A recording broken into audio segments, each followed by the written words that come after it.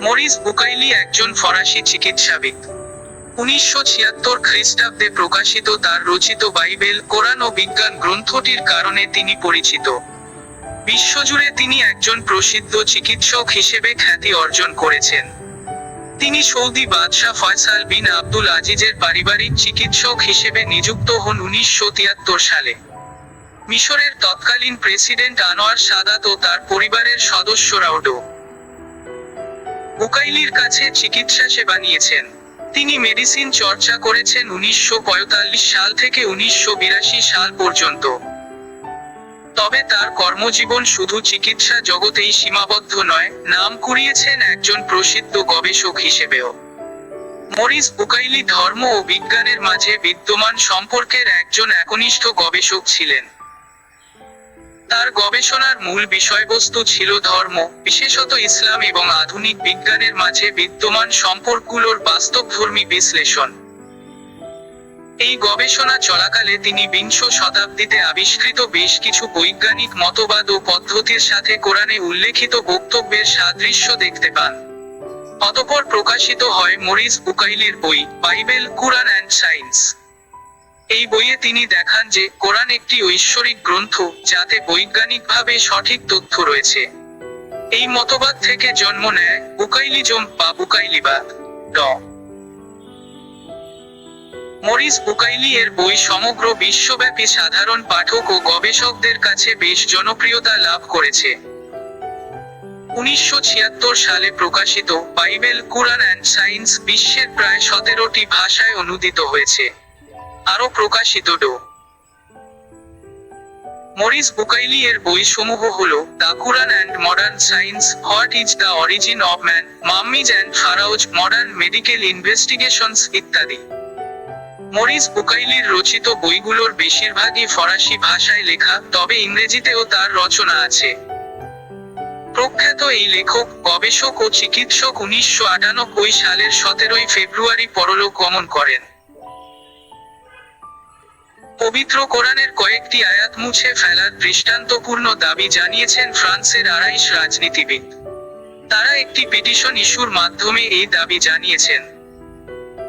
ইসলাম সম্পর্কে অজ্ঞ ও অবিবেচক এই রাজনীতিবিদরা বলেছেন, ওই আয়াতগুলিতে নাকি ইহুদি, খ্রিস্টানদের হত্যা ও শাস্তির কথা বলা হয়েছে। আয়াত মুছে ফেলার এহেন দাবি এই মহাগ্রন্থ এবং তার অনুসারী মুসলমানদের বিরুদ্ধে বিশ্বব্যাপী পরিচালিত গভীর ষড়যন্ত্রেরই অংশ বলে প্রতীয়মান হয়। কোরআনের আন্তরিক ও অনুসন্ধিৎসু পাঠকমাত্রই জানেন, এতে এমন আয়াত বা আয়াতসমূহ নেই যার শানে নজুল নেই।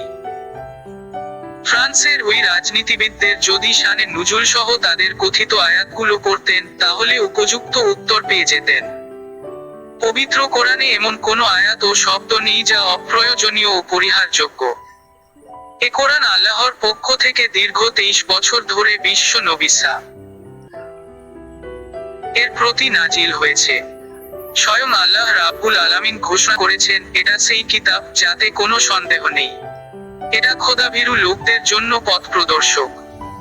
তিনি এ ঘোষণাও করেছেন, নিশ্চয় আমি এই স্মারক কোরআন নাজিল করেছি এবং আমি এর হেফাজত করব।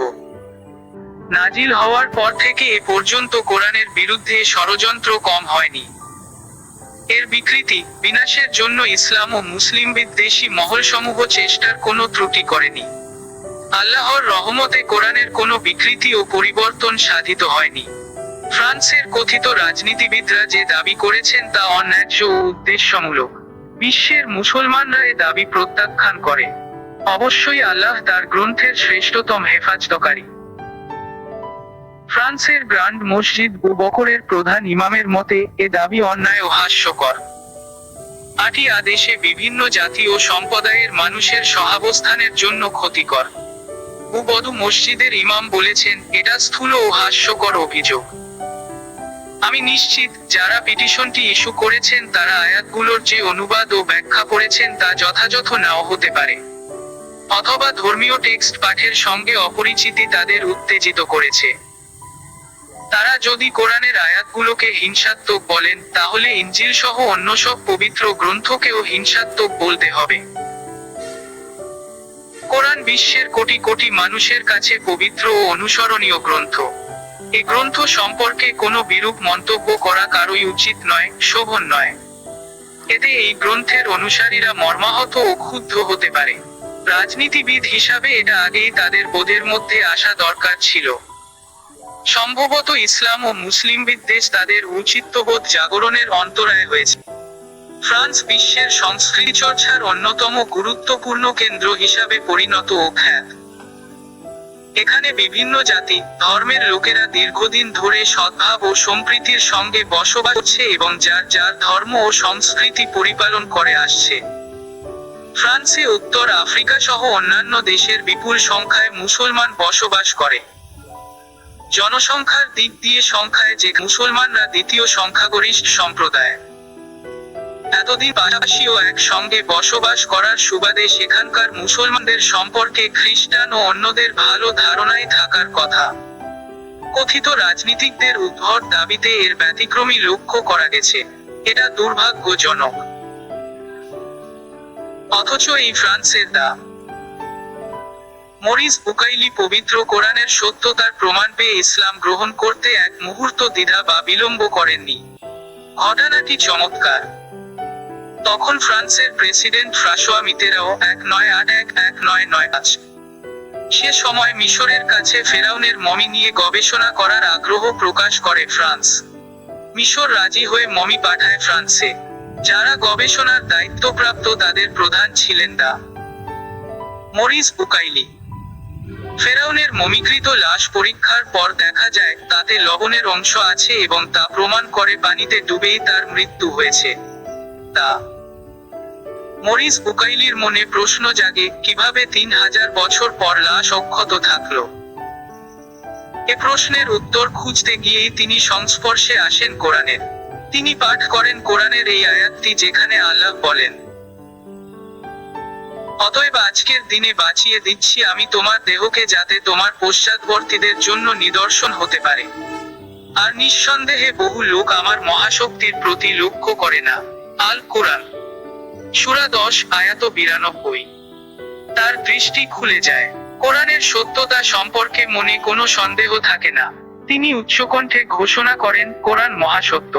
আমি ইসলামে প্রবেশ করেছি এবং আমি এই কোরআনে বিশ্বাসী। এরপর তিনি একটি মহামূল্যবান গ্রন্থ রচনা করেন। গ্রন্থটির নাম বাইবেল, কোরআন ও বিজ্ঞান। তার এই গ্রন্থ বিশ্বের বিজ্ঞানীদের অবাক করে দেয়। বহুল পঠিত গ্রন্থটি বিশ্বের 50টি ভাষায় অনুদিত হয়েছে।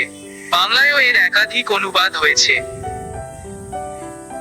ফ্রান্সের কথিত রাজনীতিবিদরা যদি কোরআন ভালোভাবে পাঠ করতেন, জানতেন ফেরাউনের মমির রহস্য উন্মোচনের কাহিনী এবং দা মরিস বুকাইলির গ্রন্থটিও সেই সাথে পড়তেন, তাহলে কোরআনের সত্যতা উপলব্ধি করতে পারতেন। তাহলে আর তাদের পক্ষে কোরআনের আয়াতগুলো মুছে ফেলার দাবি তোলার মাধ্যমে অকাটমূর্খতা প্রদর্শন করা সম্ভব হতো না।